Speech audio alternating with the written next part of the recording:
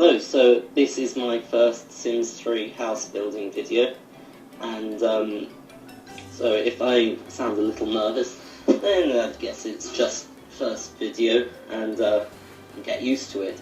So as you can see, I've chosen this lot in Sunset Valley. I'm just prepping it now and putting down the turf, and putting down the floor plan of the bottom plan. I'm doing this as sort of like a stop motion, because I just find it when people record their house, like the actual building of their houses, I tend to get a little bored and it can drag on for too long, so I've decided to do it this way. And also I don't think I build all my houses in a long session that I could be bothered to edit together. So I'm just putting up these walls. This house was inspired by one of the houses in Bridgeport in The Sims 3 Late Night. It's one of the ones up in the sort of Beverly Hills area. And I saw the living room in it and I was inspired by that and decided to create something like it, but give it my own taste.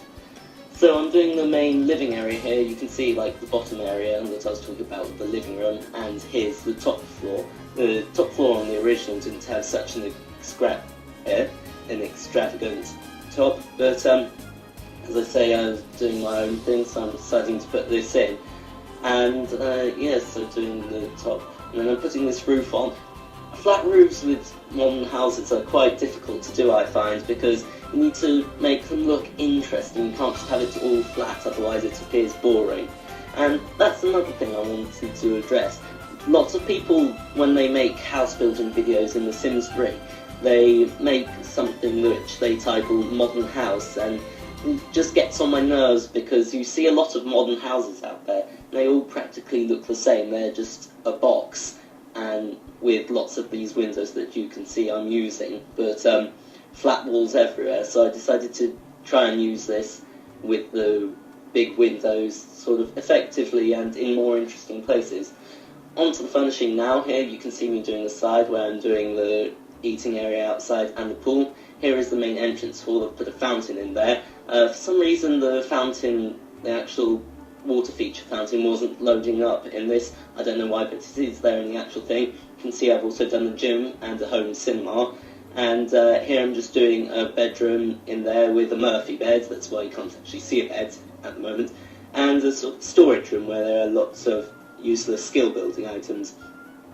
In here there's a garage, two very expensive cars which put the price of the house up, but you can delete them in Editing Town if you download this, which I would appreciate. Here's the kitchen, bar stools there, and next to it is the dining room, and the book display cases there, and these really cool rainbow chairs around the table. I don't know why, I just felt like doing it, and I thought it was cool. Here's the main living area actually being furnished. I've put the by-the-bug lights in there so you get the continuity of the light, and L-shaped sofa and a piano. I always like putting pianos in big houses because it just gives that sense of grandeur.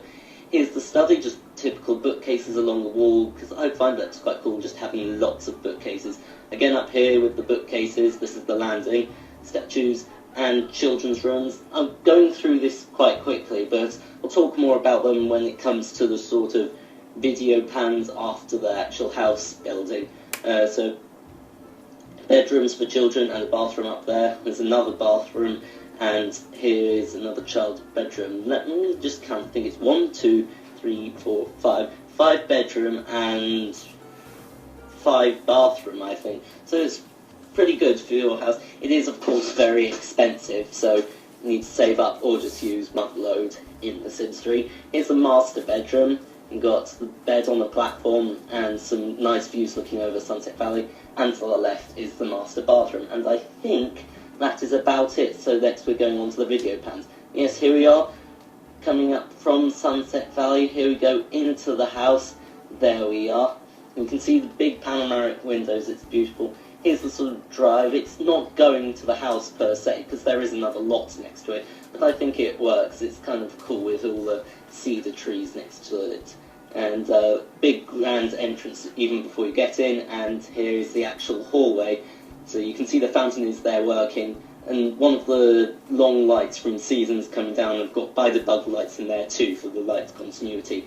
Here is the home cinema room. You've got a foosball table in there, and a bar, and you can see the big screen at the back, and curtains along the walls. it's a tip I picked up from another sim, and I just think it looks cool too, and I agree with him.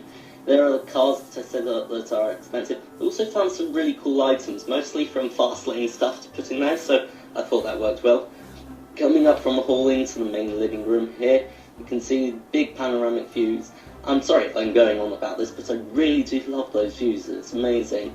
And here you can see piano, L-shaped sofa, and TV, audio amplifier, lots of expensive stuff, so I can't really stress this enough, it is very expensive. And another paneling shot down, because I love this living area. And you may see on the walls a couple of pictures or pot plants that I have got from the store. Doesn't matter, the Sims game will replace them if you download this and you don't have them. Here's the kitchen. This house is mostly open plan, which I like, and I say that because it's got the archways which give it a sort of open plan feel, because I don't like it when the rooms feel enclosed off by doorways. Panning up into the landing here, I wasn't really sure what to put, so I just put the statues and the bookcases in, hoped it went well. I also put a desk with a computer up there, sort of like a family computer, not one that you want for the study. The children's rooms here, I don't think the curtains work too well, but I'm too lazy to go back in and to change them, and at the time it felt like a good thing. So, twins rooms here with the bunk beds, quite young children, and I decided to include this shot of a bathroom because it's the biggest bathroom bar the master bathroom, and I wanted to give a view of it. Got that nice painting on the wall. Here is the male child's bedroom, obviously a comic book fan, and he's got the beanbags and the TV there. I can't remember if I put a TV in the girl's bedroom, so check that out if you can. Here's the master bedroom, got a TV in here. Put the brickwork on the walls just because I thought it gave it a nice, I don't know what you call it, urban accent, I don't know. You can see the beds on the platform there, and to put a really cool pattern on the bed, because beds are a good excuse to use patterns, and to put carpets beneath it, and put one in here too, just to do it as a bath mat and give some more continuity.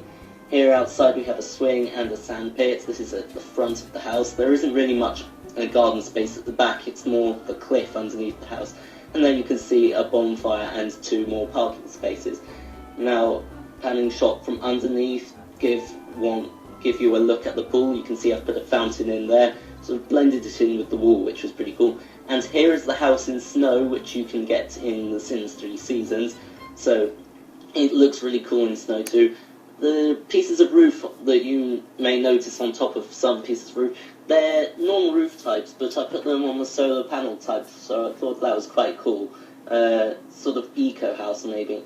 This house looks really cool at night, I think, as you can see, because it's got the small lights on the roof which sort of illuminate certain areas. I'm not sure what you would call it, but it just adds more fascination to the house at night. So panning away from it, it looks really cool at night, and then going on to the last shot back in daytime and zooming off into Sunset Valley. So thank you for watching this, I do appreciate it, and bye.